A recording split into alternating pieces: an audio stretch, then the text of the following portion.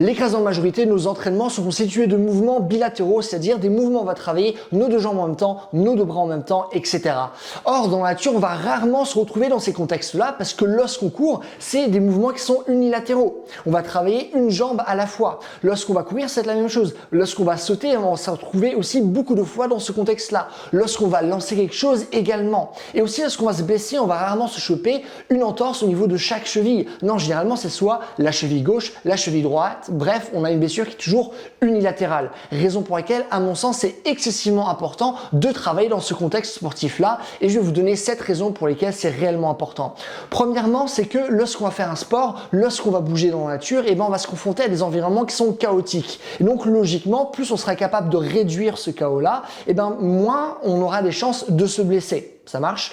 Et donc, pour justement travailler face à ce chaos, on doit retrouver les mêmes situations chaotiques qu'on pourrait trouver lors de notre pratique, on doit les trouver également lors de nos entraînements. Raison pour laquelle c'est important de travailler cette force unilatérale parce que ça va nous permettre de développer une coordination qui va être très spécifique à cette activité-là. Et donc, lorsque vous allez vous retrouver davantage dans des situations unilatérales lors des sports, vous saurez mieux réagir.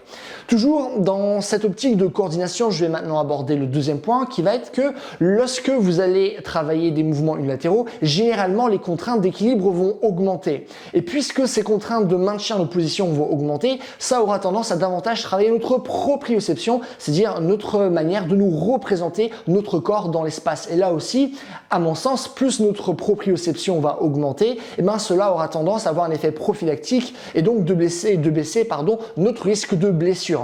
Le troisième point que je veux aborder, c'est que ça va nous permettre de gérer des déséquilibres et les retards musculaires, ce que nous dit Acevedo et Hall dans une étude. Et donc ça, c'est très intéressant parce que souvent on a des retards qu'on peut justement travailler de manière plus intéressante avec du travail unilatéral, simplement en rajoutant davantage de répétitions avec un membre plutôt qu'un autre. Donc c'est aussi très intéressant dans une perspective prophylactique de réduire les équilibres, même si la littérature scientifique nous montre qu'il n'y a pas forcément de lien direct entre déséquilibre et blessure, parce que généralement, il faut que le déséquilibre soit très prononcé pour que notre risque de blessure augmente. Ça marche. Et généralement, notre corps est plein de déséquilibres, mais c'est pas parce qu'il est plein de déséquilibres qu'on va forcément se blesser, parce que ces déséquilibres ne sont pas trop grands. Néanmoins, à partir d'un certain moment, dans certains contextes, ces déséquilibres peuvent trop augmenter et justement faire du travail unilatéral, ça va nous permettre d'aller à l'encontre de ça. Autre chose, c'est que lorsque vous allez travailler de manière unilatérale, à mon sens, ça va être des exercices qui vont être beaucoup plus spécifiques par rapport aux activités où on devra courir rapidement, sauter plus loin et être plus fort de manière générale. Donc ça, c'est aussi vraiment quelque chose d'important à garder en tête.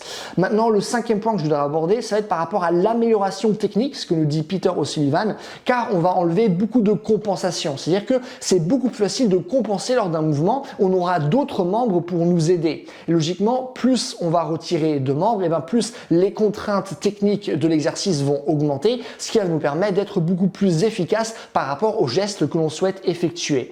Et sixièmement, la chose dont j'ai envie de vous parler, c'est que ça nous permet de changer le stimulus d'entraînement. Parce que comme vous savez, lorsqu'on veut progresser par rapport à un objectif, il faut qu'on s'entraîne de manière précise parce que notre corps s'adapte de manière très précise. C'est-à-dire que si je fais des tractions, je vais devenir bon en traction, pas en pompe. Ou si je fais la muscu, je vais gagner en masse musculaire, j'arrête de faire de la muscu, mon corps va perdre en masse musculaire. Okay, notre corps s'adapte par rapport à ce qu'on fait et ce qu'on ne fait pas, et ce de manière précise. Et justement, lorsqu'on a incorporé du travail unilatéral, ça va nous permettre de travailler toujours de manière précise par rapport à notre activité, mais puisque vous avez l'habitude de faire du travail bilatéral, ça va vous permettre, toujours en faisant du travail spécifique, d'avoir un entraînement qui est légèrement différent, ce qui est génial parce que au bout d'un moment, lorsque le corps s'habitue trop à certains exercices, il a tendance à progresser de moins en moins bien et vous allez davantage tomber sur des phases de plateau où vous n'allez même pas progresser du tout. Et justement, avoir ce changement d'entraînement, mais qui reste spécifique à votre activité, ça vous permettra de continuer à progresser et surmonter des plateaux.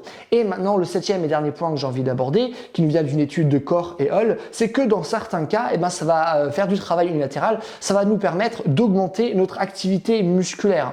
Et donc, pour certaines personnes, par exemple, qui ont besoin de renforcer des muscles spécifiques, ce qu'on peut retrouver dans certains sports spécifiques, c'est aussi également intéressant pour les gens qui sont intéressés par tout ce qui est bodybuilding, et ben à ce moment-là, le travail unilatéral peut être davantage intéressant. Mais là encore, ça va dépendre du contexte. Mais ça, c'est vraiment juste pour vous dire que le travail unilatéral est très important et il peut vous faire progresser beaucoup, raison pour laquelle vous devez l'incorporer régulièrement dans vos entraînements et pas rester figé par rapport au travail bilatéral.